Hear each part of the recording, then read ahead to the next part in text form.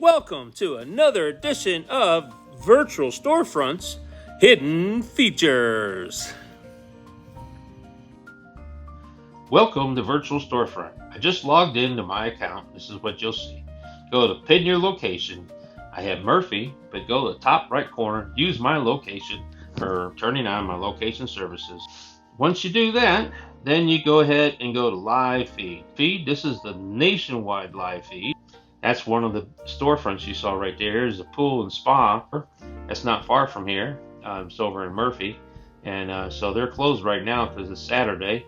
But you see they actually install pools. They have all kinds of stuff for maintaining a pool. You just click to see what's inside and see what they have.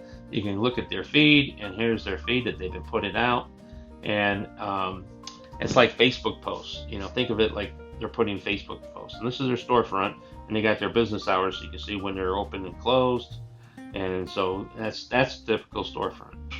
Here, go to my feed. So over here, if you look at this on the far left corner, you'll see there's nothing there. So go back to Explore, and let's say I pick a town live feed. I want to follow Andrews at 10 miles, so I just go 5, 10, 25, and go to 10, and then hit the white thumb, give the red thumb, so I click on it to make it red. And now I'm following them. So when you go back, you see I'm following Andrew. To follow it, I go over here to my feed, and you see now have a new tab says Andrew's 10 miles. So that's how you get an area live feed that I'm following. I go back over here and choose Murphy, and then I make that 10 miles and hit the red thumbs up and go back. I'm following it, and I go back here, and now I got two tabs. And so I got one area live feed, Murphy, I'm following, and then Andrews. The display is different based on location, and as long as it's not intersecting, the stores won't show up in both feeds. All right, now saved.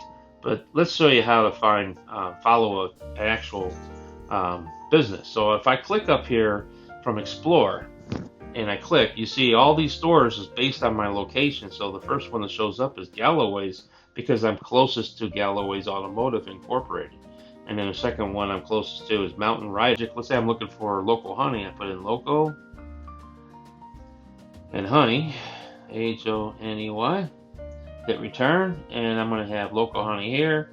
And these are the businesses that now displayed based on my location. What's closest to me is Dean's and Cups and Cones within 2 miles.